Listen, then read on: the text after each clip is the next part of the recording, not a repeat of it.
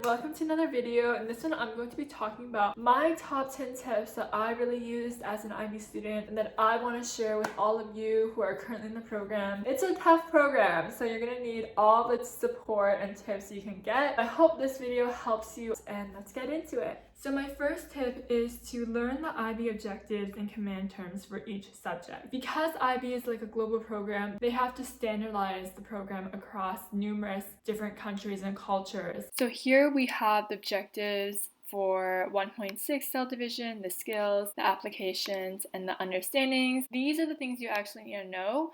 And what I would do is try to form a question out of each of these. For example, for this understanding, your question that could be asked in the exam could be distinguish between cytokinesis in plants and animals. And I even remember this, our biology teacher was like, it was like for the steps of cellular respiration, she was like, oh, a non-IB student at our school has to learn all of these steps, but you guys only need to know these. And similarly, there's not much point in learning all the names of the amino acids when all you have to do is draw a generalized amino acid structure. Unless you love biology and you have all the time in the world, then you can go do that, go for it. And also know all your command terms, so just literally search up IB command terms and read about all of them. It may seem really stupid. I was like, why am I learning how to describe things and how to state things? Isn't this basic English? But they want something specific from each of them, and it can make a difference between you having an extra 3 or 2 marks. For example, let's take the IB command term, which is distinguish, which is something like make clear the differences between 2 concepts or something. And right there, you already know that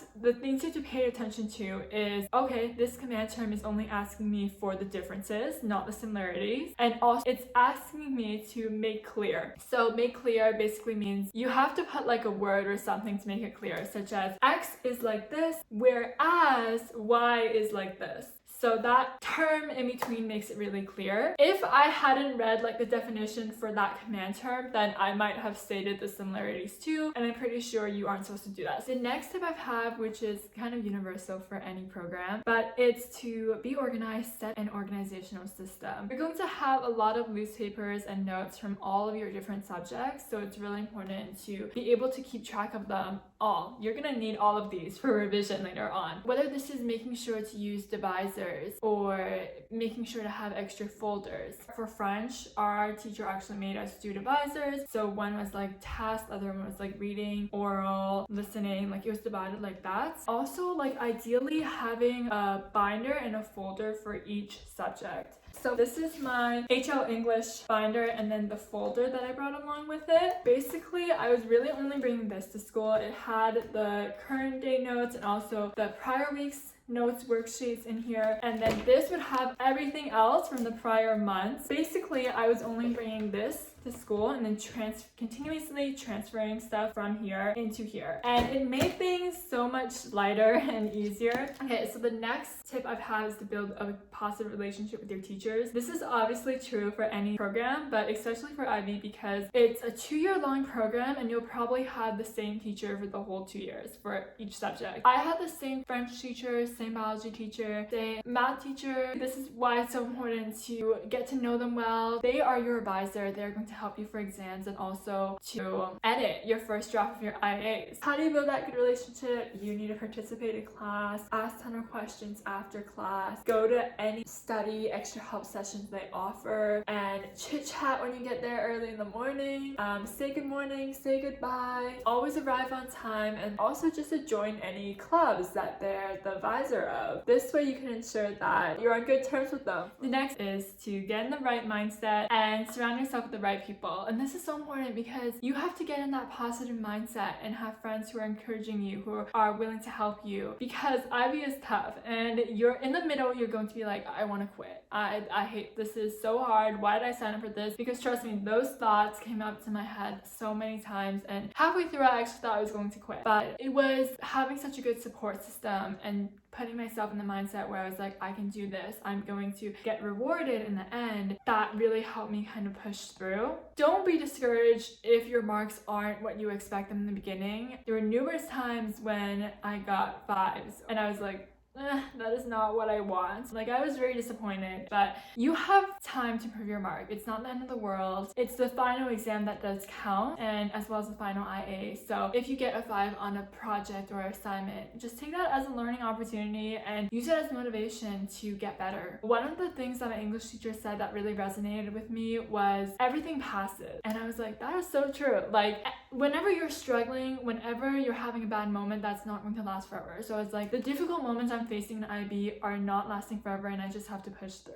Okay, so the next tip is just to utilize the resources that you have, not just your teachers, not just your extra help times, but also question banks, past papers, YouTube videos, sample IAs that you can find online, Quizlets, textbooks, and especially Quizlets for definitions. Like, just go study them. There's so many. So here, if you literally go to IB resources, there's tons of past papers. You can just click on IB past papers, and then if I did language and literature, they're all here. Choose your language, choose your level, and then it'll bring you to a page full of past ones. And then here I'm just clicking on one.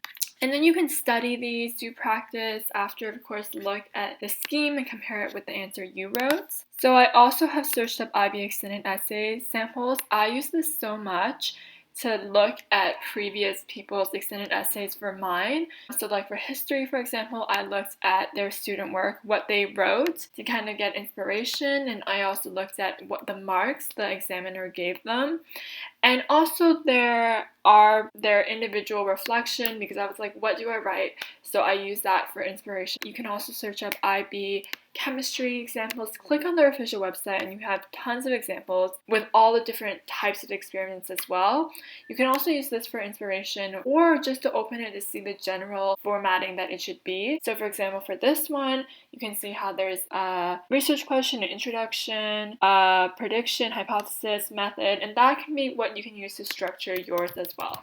Finally, there's BioNinja. It's so helpful. I use it for biology all the time. They have summary PDFs, and so if I just click on one, there's like a whole summary PDF that's very cute and printable. Take advantage of the internet. Okay, so my next tip is to manage your time well. Like, if you don't have good time management skills, that's fine, but you better develop them. There are so many things to do, okay? And our school really helped us in this by making different things assigned at different times. So first year of IB, that was when our SL subject IAs were due. In December of second year of IB, that was when our extended essay and theory and knowledge stuff was due. And in March or April around of second year of IB, that was when our HL IAs were due. So they made it like split up well for us, so it wasn't super hectic near the second year end of IB. You can do that for yourself too, or just start planning at different sections of different years so that you're not too overwhelmed at the end. Also, you can make sure you are managing your time well by using things to help you, such as a schedule or a planner. A schedule is really good for seeing like your day-to-day task, and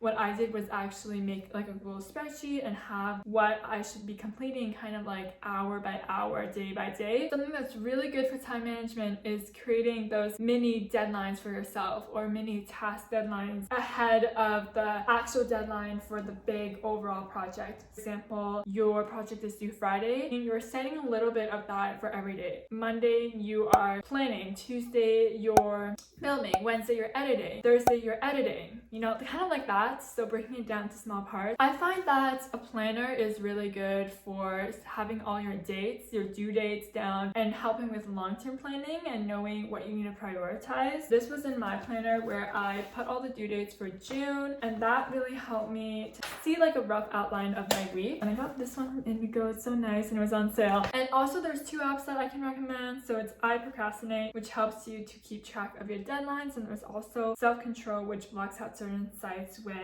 you're trying to study and focus. But granted, you can do this on your own. You can throw out your phone to focus.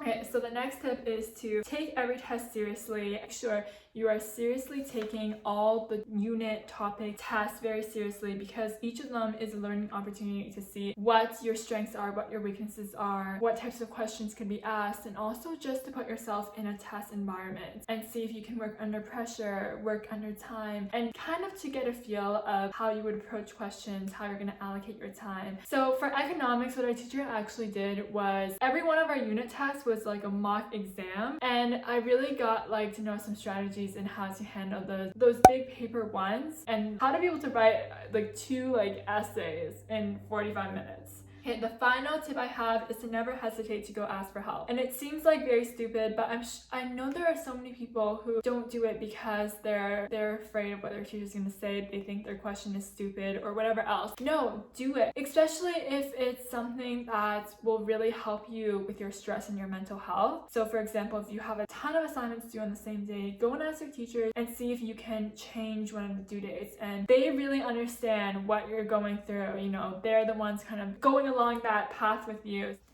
Okay, yeah, so that's the end of my video. I hope you guys enjoyed, you learned a lot. Thank you for watching. I'll see you in the next video. Bye.